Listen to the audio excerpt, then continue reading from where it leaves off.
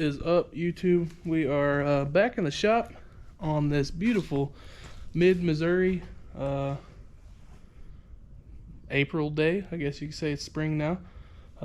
We are about to do the dang thing. I got up this morning and had a couple guys come snag some parts off that other truck. But I came out here, got the trans out, got the engine off the engine stand, got the flywheel in. Torque converter has been pre-filled. I freaking ran to town 4 times already. Forgot parts, forgot everything, forgot fluid, forgot paint, needed bolts. So I was just like, screw it. I ain't gonna videotape nothing. This is gonna be the start fresh of the engine going in the truck. This is a 9.5 inch billet triple disc converter.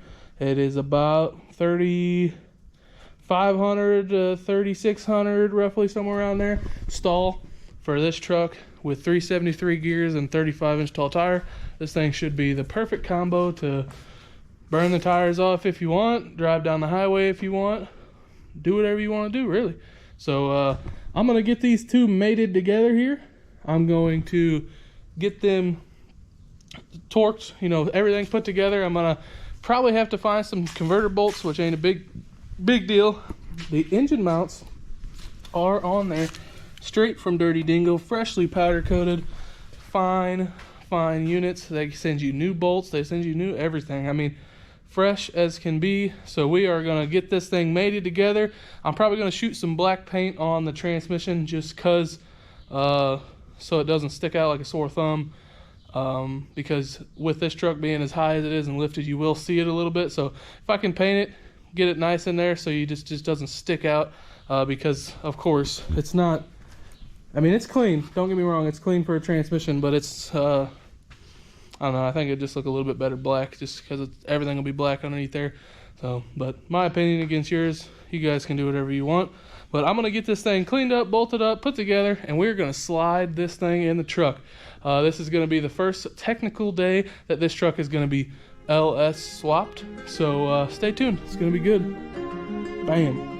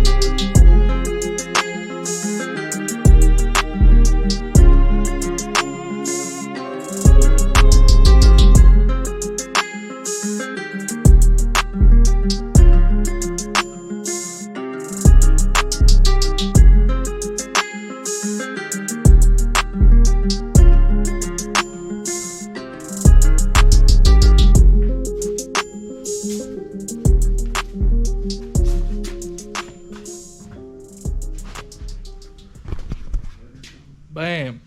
The headers are in. Engine and transmission is in. Bolted down. The header, this side, I didn't put the gasket on this side yet. It's right there. It'll most likely have to come back off because I got to put the starter and the torque converter bolts in. So it'll probably be easier just to take that back off. I don't know if you guys will be able to tell, but in that time lapse, these things literally slip right in there. They'll bolt right in. They'll slip right in. They don't hit nothing. I mean, they're a little tight on the frame rail right there, but it's not that bad at all. And then like this one over here, it's a little tight on the frame rail as well, but it's yeah, I mean, I've always had really good luck with them. They're always fits exactly the same no matter what. They clear the four-wheel drive shaft. I mean, you can't really complain about these headers, but everything's in, bolted tight. A little trick when you do these clamshell style mounts from Dirty Dingo, ICT Billet, whoever you decide to get them from, always put these bolts in and jack the engine up. Basically just take the tension off them, jack them up, then tighten them down.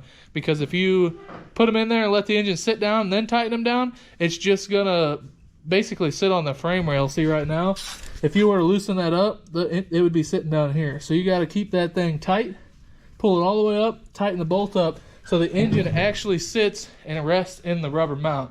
A lot of people don't like rubber mounts, but this engine's making about 350 to 400 horse to the tires. I mean, it should see about 420 to 450 somewhere out there to the crank, so 350 to the tires is about average. So this thing isn't going to be breaking any motor mounts, and if it does, we got big problems. So basically, I got to get the wiring cleaned up. I ordered some wiring loom. It will be here shortly. I'll get the wiring cleaned up. I can install the new wiring harness. In that time lapse that I took, probably 2 time lapses ago, but it'll probably be all mixed in, I took all the bed bolts out. I will take the bed off of this thing because I got to put a fuel pump in it.